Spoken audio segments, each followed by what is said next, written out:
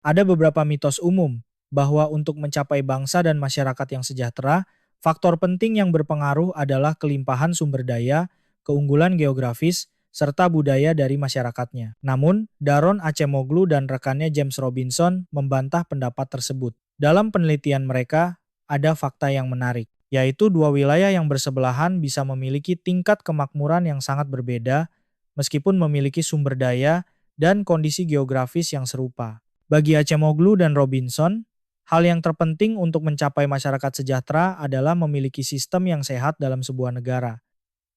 Melalui karyanya yang berjudul "Kenapa Ada Negara Gagal?", mereka berdua membedanya ke dalam berbagai indikator apakah sebuah negara memiliki institusi yang sehat atau tidak. Video ini berusaha merangkum intisari dari buku tersebut dan menyajikan berbagai fakta menarik di dalamnya.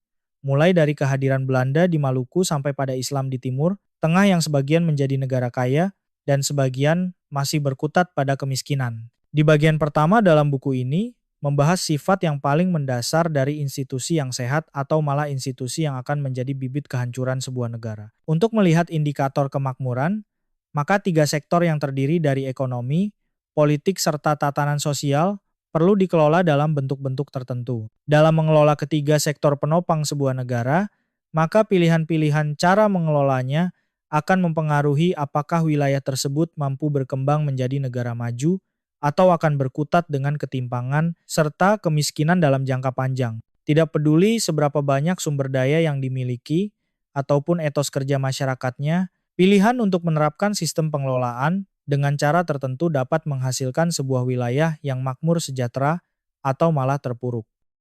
Tema pertama yang dikenalkan dalam buku tersebut adalah konsep ekstraktif dan inklusif.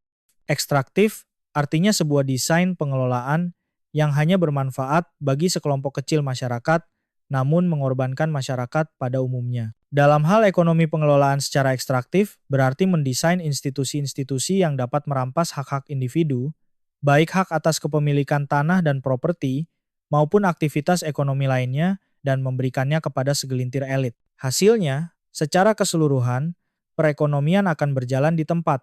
Fakta umum yang terjadi adalah stagnansi pemberantasan dan penanggulangan kemiskinan. Belanda pernah menggunakan cara ekstraktif kepada penduduk Indonesia, khususnya di wilayah Maluku, melalui VOC. Inilah contoh nyata bagaimana kolonialisme Eropa membalikkan arah pembangunan. Pembangunan seharusnya mensejahterakan rakyat umum, tetapi yang terjadi justru sebaliknya. Sistem yang sebelumnya menguntungkan banyak orang diubah menjadi mesin penghisap kekayaan untuk kepentingan segelintir pengusaha Belanda. Rakyat Maluku yang berpotensi sejahtera pada masanya dipaksa untuk tunduk dan mengikuti sistem tanam yang tidak adil bagi kebanyakan orang. Inilah contoh pengelolaan pembangunan secara ekstraktif itu, masyarakat luas yang menjadi korbannya, elit yang menikmatinya. Dalam hal politik, model pengelolaan ekstraktif berarti meniadakan hak-hak bersuara individu dan membatasi kritik-kritik untuk memperbaiki kekuasaan. Politik hanya berjalan sesuai kehendak sempit penguasa. Semua orang dipaksa untuk mengikutinya dengan cara pembungkaman suara oposisi.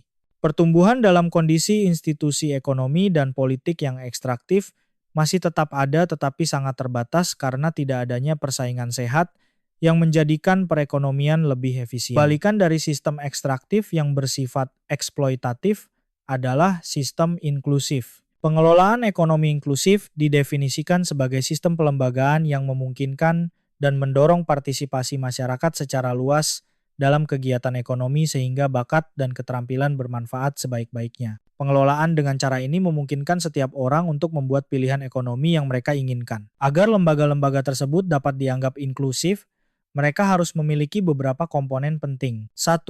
Menjamin hak kepemilikan pribadi. Hal ini sangat diperlukan karena individu hanya mau dan bisa menabung, berinvestasi, berinovasi, dan bekerja keras jika mereka yakin bahwa kekayaan yang mereka hasilkan tidak akan dicuri, disita, diambil alih, atau dibebani pajak secara sewenang-wenang. Hak-hak warga terjamin bukan hanya untuk segelintir elit, tetapi juga untuk sebagian besar orang dalam masyarakat. Meskipun pajak dan retribusi masih dipungut, tetapi manfaat yang diperoleh masyarakat dalam hal kebutuhan dasar seperti pendidikan dan kesehatan yang berkualitas dapat diakses. 2. Sistem hukum dan pelayanan publik yang tidak bias. Lembaga-lembaga yang inklusif harus menawarkan kerangka hukum yang adil dan ditegakkan secara merata. Hal ini bercirikan sebagai negara yang memiliki kapasitas untuk menegakkan ketertiban, mencegah pencurian dan penipuan, dan menegakkan kontrak antara pihak-pihak swasta. Negara juga perlu menyediakan layanan publik yang penting, seperti hukum dan ketertiban, dan menciptakan lapangan kerja yang setara. 3. Tingkat kesetaraan dan keterbukaan dalam memasuki pasar. Pasar yang inklusif mampu memfasilitasi berkembangnya bisnis baru dan memungkinkan orang untuk memilih karir mereka secara bebas. Keterbukaan ini mencegah terbentuknya monopoli dan memastikan bahwa individu yang memiliki bakat dan ambisi dapat dengan mudah membuat perusahaan dan mewujudkan ide-ide mereka. Akibatnya, hal ini akan mendorong persaingan secara efisien. Jika sistem inklusif benar-benar diterapkan, maka 3 hal akan semakin berkembang, yaitu pasar, teknologi, dan pendidikan. Pertumbuhan ekonomi yang berkelanjutan hampir selalu disertai dengan peningkatan teknologi yang meningkatkan produktivitas. Institusi yang inklusif mendorong inovasi dengan melindungi hak milik atas ide melalui paten. Inilah yang mendorong wirausahawan seperti Thomas Edison untuk menerapkan ilmu pengetahuan dan menciptakan bisnis yang menguntungkan. Seluruh proses ini bergantung pada institusi yang menyambut baik inovasi. Dalam hal pendidikan dan keterampilan, institusi yang inklusif mendukung pengembangan tenaga kerja yang mumpuni. Ini adalah pondasi untuk menciptakan pengetahuan baru dan mengadopsi teknologi yang ada. Seberapapun banyaknya orang jenius yang dimiliki oleh sebuah negara, jika orang seperti Bill Gates dan Einstein dibesarkan dalam lingkungan dengan sistem ekstraktif, mungkin mereka hanya akan menjadi petani yang terbelenggu dalam sistem yang tidak adil.